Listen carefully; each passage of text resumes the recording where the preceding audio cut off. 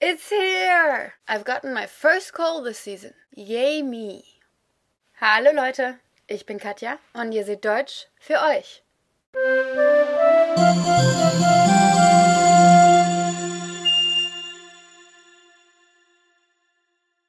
Hi guys, today we're doing grammar again. As you know, we're still concerning ourselves with adjectives at the moment. As I've implied before, adjectives can be graded or compared, like in English. This means using a different form of the adjective when comparing one thing to another. A childish debate comes to mind. I'm way taller than you. Nuh-uh, I'm the tallest. But of course, these are used in more adult conversations as well. Ugh, I've seen bigger. So today, I will teach you how to do that in German. As you know, with German we can't possibly go without exceptions, but luckily there aren't that many, and I will teach you those next week. So for now, let's get to the regular ones. There are 3 stages an adjective can go through. The first one, the Positiv, is its standard form. So the one with which you simply describe or illustrate a word.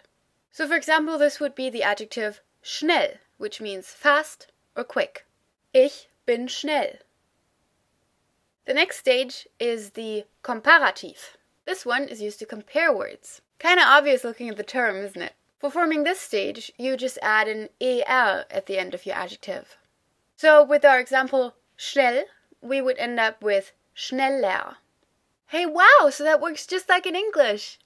Well, yes, used in that way it does. There is another way that is a bit scarier. Who would have thunk? But we'll get to that in a minute. But before we get to that, let's take a look at the last stage, the Superlativ.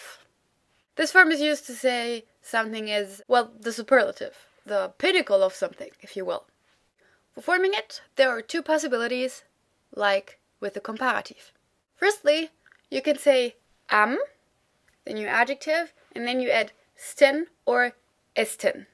The e that I put in brackets is only added when the last sound of the original adjective would conflict with the starting s sound. There are actually a few letters or sounds that when an adjective ends with them, you always use the esten form.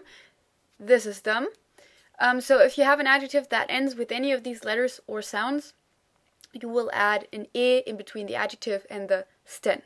So for example with pretty, hübsch, we don't say am hübschsten, but am hübschesten. So with schnell, we would get sie rennt am schnellsten. She runs fastest. Now, the second way in which you can use both the comparative and the superlative is a more attributive one.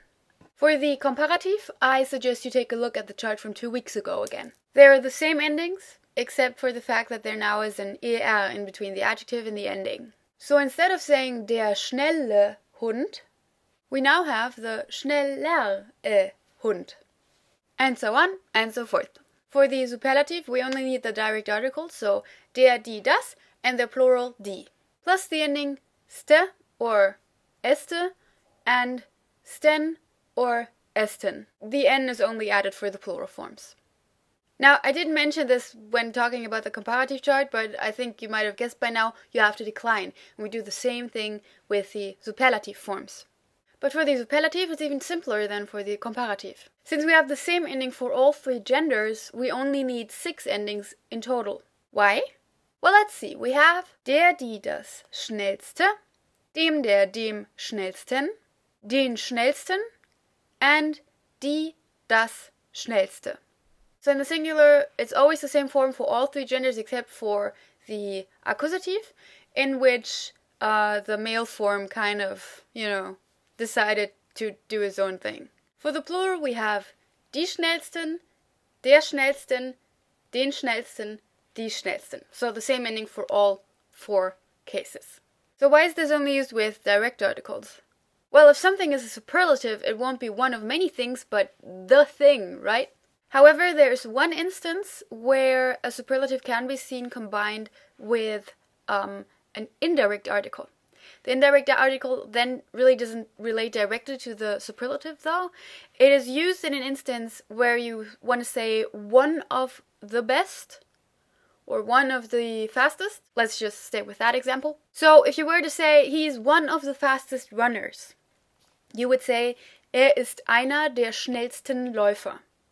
Now, if you were fast enough, you might have noticed that the construction with the superlative, so leaving out the indirect article, einer der schnellsten Läufer, is declined, and it is declined with the genitive. So if you have something among a group of something, einer der schnellsten, einer der schönsten, etc., you always decline the superlative construction using the genitive. One difference here is a term that doesn't use a superlative, which would be one of many, einer von vielen. So it's actually formed the same way as in English here. Now, because this exists, there are Germans who tend to, or let's say in colloquial German, people tend to say einer von den schnellsten, so one of the fastest, just like in English, with the dative case. If you're speaking to somebody, if you're having just a normal, conversation and nobody's making a protocol or something, that is fine. It sounds a bit cringy to people who know how it's supposed to sound or supposed to be formed. We can't say that. However, I would advise you to just learn the correct form because, you would be doing both yourself and Germans a favor because a lot of Germans have actually forgotten this is the right form, I think.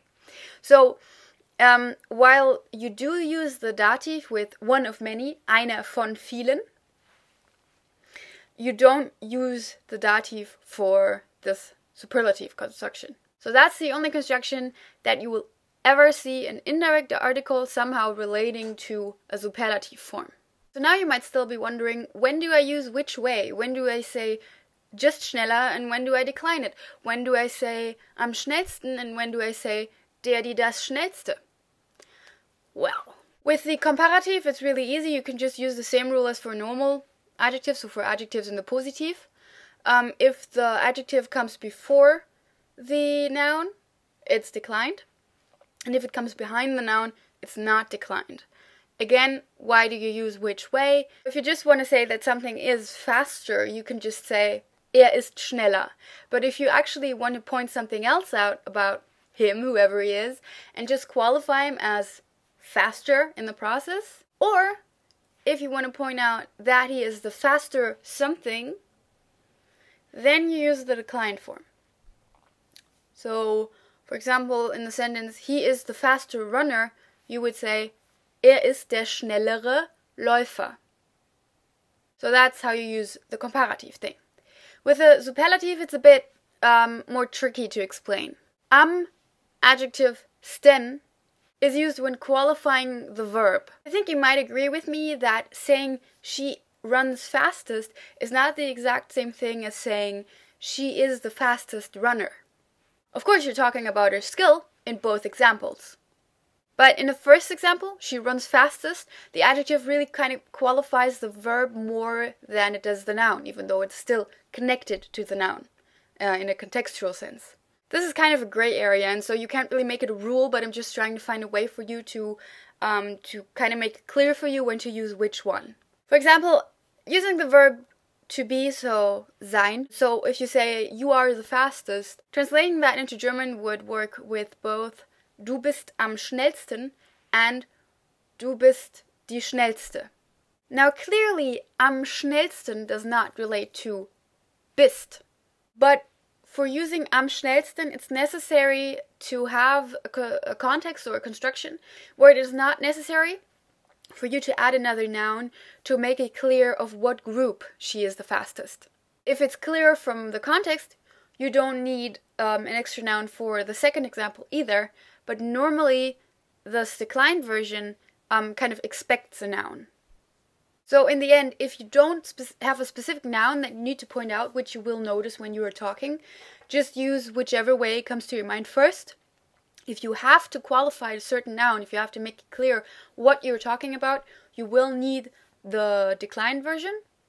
But in many instances, it really doesn't matter that much which one you use. There are might be some slight differences in the way people perceive what you're saying, but in the end, it doesn't matter, and people will understand you either way. They will know what you mean.